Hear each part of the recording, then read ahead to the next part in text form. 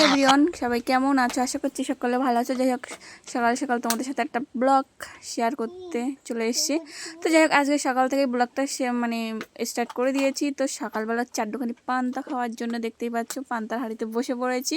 সমস্ত কাজকর্ম আমার কমপ্লিট। তো পান্তা নিয়ে বসে পড়লাম। আর পান্তা স্পেশালি লঙ্কা আর পেঁয়াজ ছাড়া তো অসম্পূর্ণই থেকে যায় আমার কাছে। যাই হোক, যে কোনো লঙ্কা না, ভাজা লঙ্কাই চাই আমার, আর এক চাকা কাঁচা পেঁয়াজ। তো যাই হোক, আমার দেখতে দেখতে পান্তা খাওয়া কমপ্লিট। তো এই গরমের দুপুরে পান্তা খেতে সেই মজা। তো তারপরে আমি চলে এসেছি আমার হাঁস মুরগির খামারে। তো এখানে দেখো একটা রাজহাঁস আছে, এটা খাওয়ার জন্য কেনা হয়েছিল। তো খাওয়া করে খাওয়াই হচ্ছে না। এইগুলো এখন আমি খাঁচার মধ্যে ঢুকিয়ে দিচ্ছি সবার খাবার দিয়ে।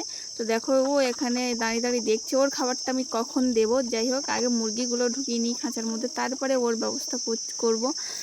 তো ও আর আমাদের এখানে 2-4 দিনের অতিথি, হয়তো খাওয়া খাওয়া করে আজ পূর্ণিমা, কাল অমাবস্যা, আজ একাদশী, কাল বৃহস্পতিবার, এই করে করে ও ও ছাড় হয়ে যাচ্ছে, ও বেঁচে যাচ্ছে।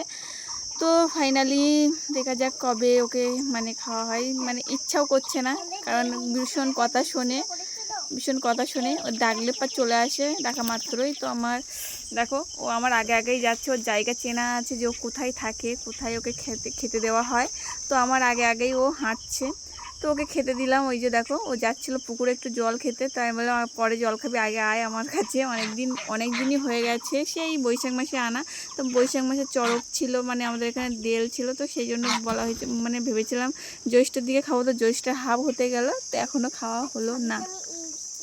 তো যাই হোক, দেখো ওর ভাবটা দেখো, ও সব ডাকলে চলে আসবে যেখানেই থাকুক সেরকম। দেখো, আমার সকালের কাজ কমপ্লিট হয়ে গেছে। এবার আমি দুপুরের জন্য রান্না করব। তো তার আগে আমি একটু মাম্মার জামা টামা কিছু ইয়ে ময়লা হয়েছিল, তো সেইগুলো আমি একটু ধুয়ে রৌদ্রে দিয়ে দিলাম মেলে। তো তারপরে একটু দুপুরে রান্নার জোগাড় করতে হবে। তো মাম্মা গিয়েছে টিউশনি পড়তে, তো এখনও ফিরিনি। তো ফিরলেই হয়তো তোমাদের সাথে দেখা হতে পারে, সাক্ষাৎ হতে পারে। আমার সব ব্লগেই ও থাকে মোটামুটি হালকা ফুলকা, আমার সব সময় আমার কাছাকাছি থাকে। তো যাই হোক, আমি এখানে দুপুরে রান্না করার জন্য বসে পড়েছি। আর প্রচণ্ড গরম মাইরে, কি বলবো তোমাদের গাইস, যে কারণে আমি দেখো ঘেমে একদম চান ফান হয়ে গেছি। তো এখানে দেখো, আজকে বেশি কিছু করব না। আজকে একটু পেঁপে, আলু, উচ্ছে দিয়ে, মাছ দিয়ে শুক্তো করব, আর শাক ভাজা করব। গরমের দুপুরে একটু শুক্তো খেতে হয় মাঝে মধ্যে। তো সেই জন্য দেখো পেঁপেটাকে আগে কেটে নিয়েছি। তো পেঁপে কাটা মাত্রই দেখলাম পেঁপেটা পেকে উঠেছে, উচ্ছেটাও পেকে উঠেছে। হাটের থেকে এনেছে, কাল বাদে পরশুদিন এনেছে।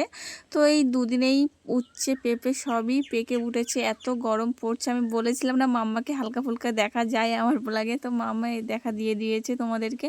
তো যাই হোক, উচ্ছেগুলো দেখো পেকে গেছে। তো দানাগুলো আমি ছড়িয়ে ছড়িয়ে দিচ্ছি, যাতে যদি চারা টারা বেরোয়, যদি উচ্ছে হয়। তো যাই হোক, 3 পিস মাছ ছিল আমাদের ঘরে।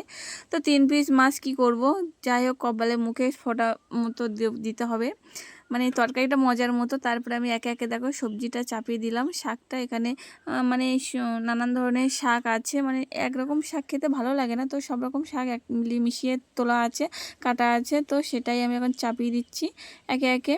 দেখো শাকটা মজে এসছে। আসার পরে একটুখানি তেলে রসুন বাটা দিয়ে দিলাম, যাতে একটু শাকটা খেতে টেস্টিফুল হয়।